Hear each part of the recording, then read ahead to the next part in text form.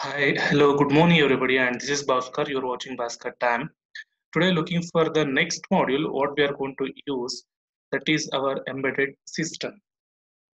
Okay, so what is the embedded system? What is the embedded C? What we are going to use, and how my C compilers, what we have, how it is working. So, all things we are going to discuss in this module. Okay, so totally in this module consists of totally have a two part. It is module number 4. One, it is you have a embedded C program and how to write the program. So all the things is there. Second part it is so how to convert my C program to it is assembly language and how to compile that one, how to write the programs, and this part is there. So two sections is there. So we'll discuss one after the other. Okay, in this video, I'm going to talking about what is an embedded system, why we are going to use embedded system. Okay, so all thing we'll discuss in the first video. In the second video, looking for the what is the embedded C and what is embedded C and what is the embedded C programs. All thing we are going to discuss later. Looking for loop structure and or C data types and everything we'll discuss. Later we'll go on the programs. So let's see the first video in the first two classes. Next two classes, I'm talking about what is an embedded system, embedded C data types, and everything. So before going to an embedded C program, so please revise your C programming, previous C programming. So before going to any topics here, so in this module, you should know thoroughly about your C program. Then only you can understand the concepts. Okay. So what is embedded system actually? Okay, so why? Where I'm going to use actually my embedded system. The word only say that embedded system, something we are going to do embedded. Let's see technically how I'm going to define this one. An embedded system can be described as a system which has both hardware and software and it is designed to a specific task. So we are going to design a one system. It consists of both hardware as well as software and it is designed for only for a specific task. For example, I'm going to take and here it is the robot. This robot, it is a line follower robot, whatever may be. It is just following the instruction, taking the instruction, and it is moving. That's all. We can't do any charting from here. We can't receive. We can transmit. If you want, we can transmit and receive the signals. You can't do any calculations. So we can't see the videos. If you want, you can see. We have a camera. We can see that.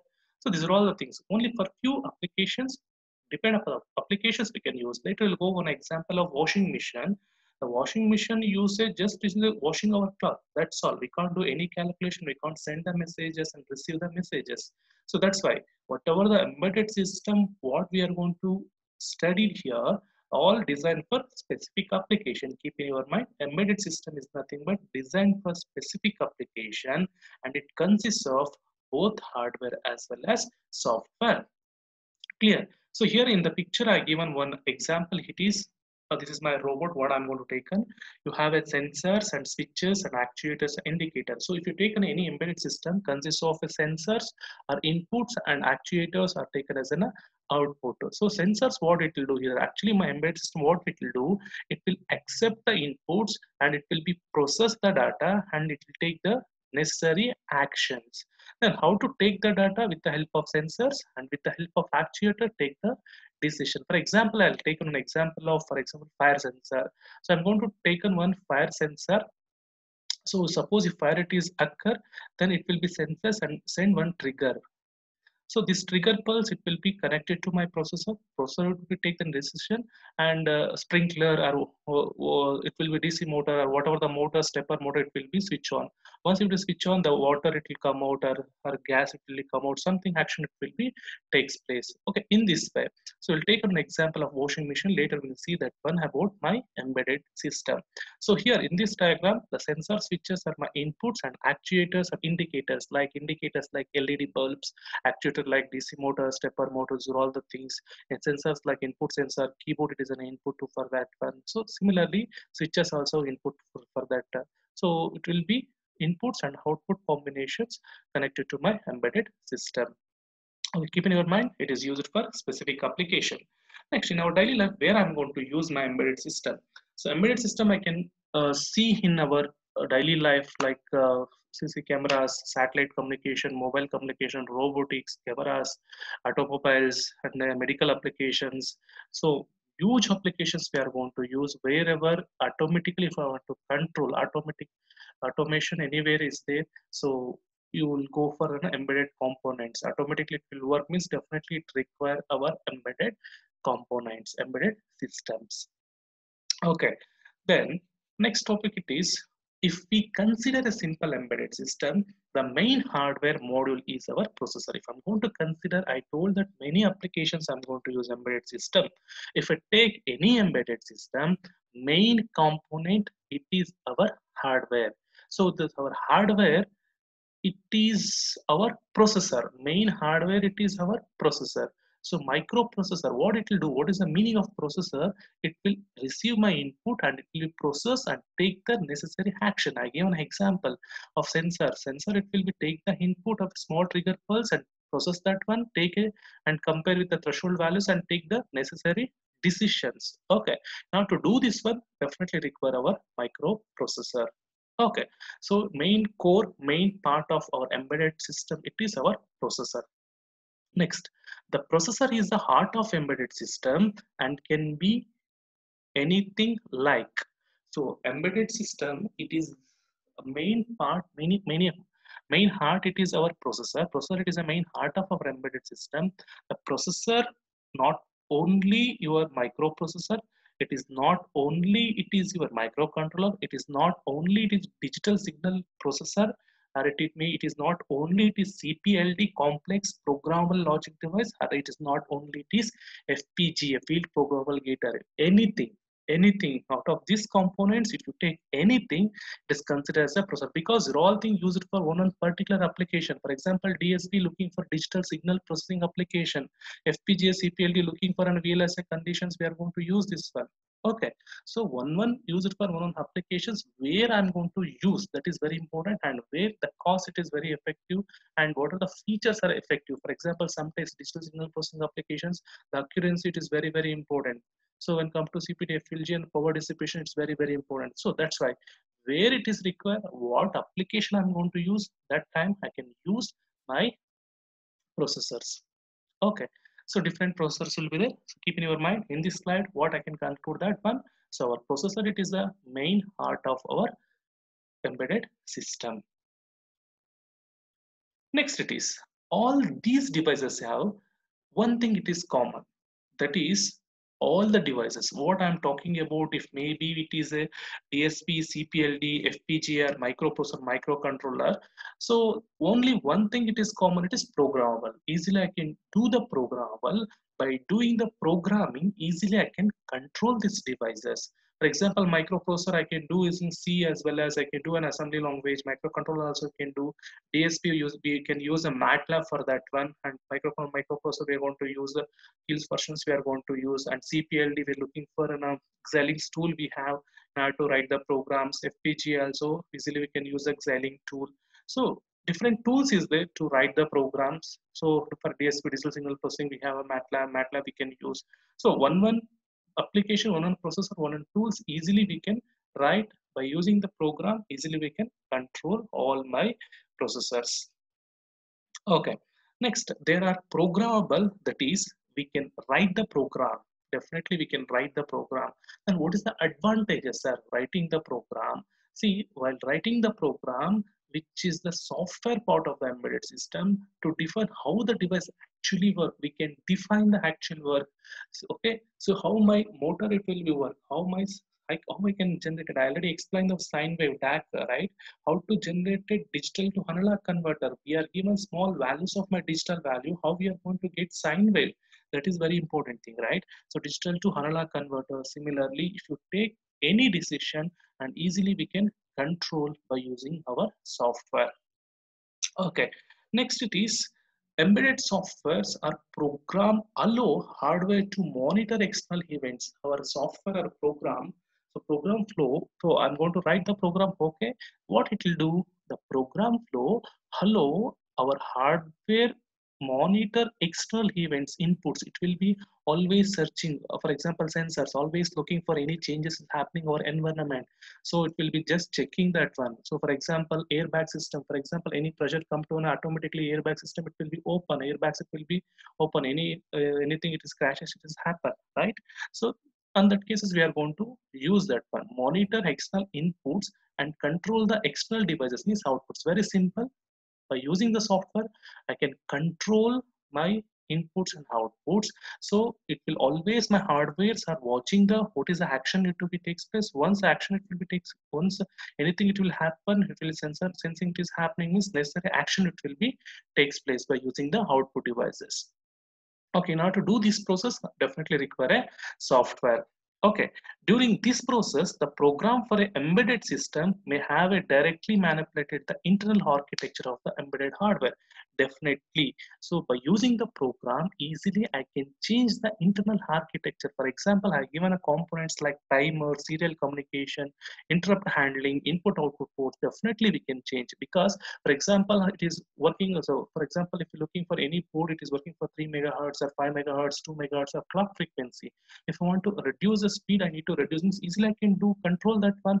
Yes, so speed of the DC motor, stepper motor, easily we can control by using the programmer. We can reduce the timers. Okay, so easily we can control. Not only that, we have a different type of serial communications. So sometimes you have a UART, sometimes you can use a SPI, you can have a I2C buses. Different buses is there. We can use any one buses, and easily we can control the baud rate of that one, how much speed it is working. So all things easily we can controllable using my program, and easily I can control my input on output port. Okay. Next it is, I'll take an example of washing machine. In the washing machine, you can see that you have an input button. So you have input button, I can set the timing and all. So these are my inputs. Okay. So for, and you know, to indicate the timing hall, you have some digital clock and everything. It is my output device, displays and motors. What is the time?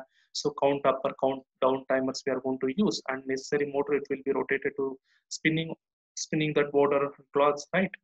Definitely we have a motor on that. Okay. In order to control, okay, you have input devices and output devices. In order to control this one, you have a processor RAM. RAM, which is small RAMs, we are going to use random access memory to store the data, and we are going to sometime we are going to setting, right, that data need to be stored here.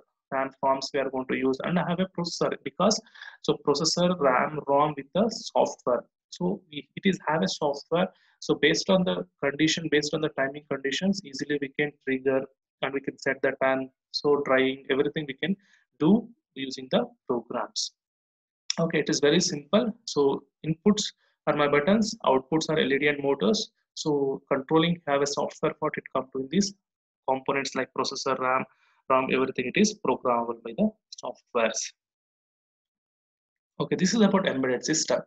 Next, there are many programs. I'm talking about, see, overall what we discuss, embedded for specific applications.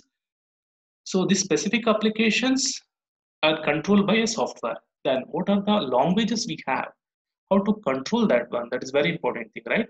There are many programming language that are used for embedded system, like assembly languages. Assembly languages, it is a low-level languages, and you have a C, C++, Java are high-level languages, programming languages, and also Visual Basics, JavaScript or application-level programming languages. Any language, it will be supported our embedded system. You can write in any languages, but so generally we are going to use C language. Why I'm going to use language, what is the advantage of C, and what is the advantage of the embedded C, and difference we'll see in the next video. And here these are all the languages it will support our embedded system. Okay, in the processor of making better embedded system, if you want to make a better embedded system, means better means how I'm going to tell it's a better thing. So if you take any component, it having consumption less power and more speed, and more speed and less area. This is our criteria. Always we are bothered about how much power, how much speed it is working, and how much area it is consumption, right? So almost we're looking for a small devices only, right? Yes. So if you want to control, if you want to do anything, our software it is plays a very important role here. In processor making a better embedded system, programming of the system plays a virtual role, and hence the selection of the programming language, it is very important. So we need to select a better programming language. Okay. Before selecting a programming languages, what are the criteria? Very important. Let's see on that. Size. Size of the program, it's very important. For example, so low level languages require a number of instructions or more. Once instructions are more and area consumption is more, and each instruction consumption of power it will be more. Once these are all things it will be increases, then definitely problem to my system. So gradually the area it will be increases, power distribution will be increases, definitely cost directly proportional to our cost of the system, then it is a problem to me. Second condition, speed. Okay, speed it is very important thing. It is programming languages, how much time it will be consumption to execute a small instruction. These are also it's very important. And portability and easily reusability. So you have I'm going to design one program, so I can reuse that one. So same program, same application I'm going to running is whether it is possible to reusability or not, easily can portable or not. This very important thing. And is of implementation, easily we can implement. Okay, second thing, it is easy of maintenance. Any bugs it is everything it is coming means easily we can rectify that one. That is very important. And readability, easily we can readability, and human adjustability, it is very important. So all the things, if I want to choose any languages, they're all the components very important. So that's why we are going to choose an embedded C as a better languages. Okay, so why it is a the whole thing we'll discuss in the next video. See actually how it is working my languages and all. See, if I'm going to write an embedded C program, actually our intention it is, so we studied about assembly languages. We studied in the previous all four modules we studied about assembly languages. We are writing the .asm. Actually now we are going to write the C programming and saved as a file.c. Okay, then after that we are going to do the compiler. So definitely my AT software, what we're going to use it will compile. I'll show the how my assembly languages for C programming also. Okay, it will convert my C program into it is assembly. Next we have an assembler, inbuilt assembler. So in my assembler, what it will convert your assembly language to it is object file. This is only one object file. Similarly, if I have many object files with the help of library, so all object files are linked by the link register. Later, this link register it is converted to X file. This is what I'm telling. So whatever we are writing the program, it is passes to C file, S file, ASM file, object file, and finally it is X file. Because my hardware it will be understand only X file. Okay, it is conceptually, it is called machine code. It is having zeros and ones. My system, it will understand only zeros and ones here. So suppose if I want to do changes anything, easily I can add my assembly language to my C program. That is called, if you have a C program, if I'm going to add it, my assembly language inside that one, it is called inline assembly. We'll see that one, that concept also later. This is in this way my programming it will work. Okay, thank you. Please stop the video and see that one wherever it is required, and please subscribe the channel. Thank you.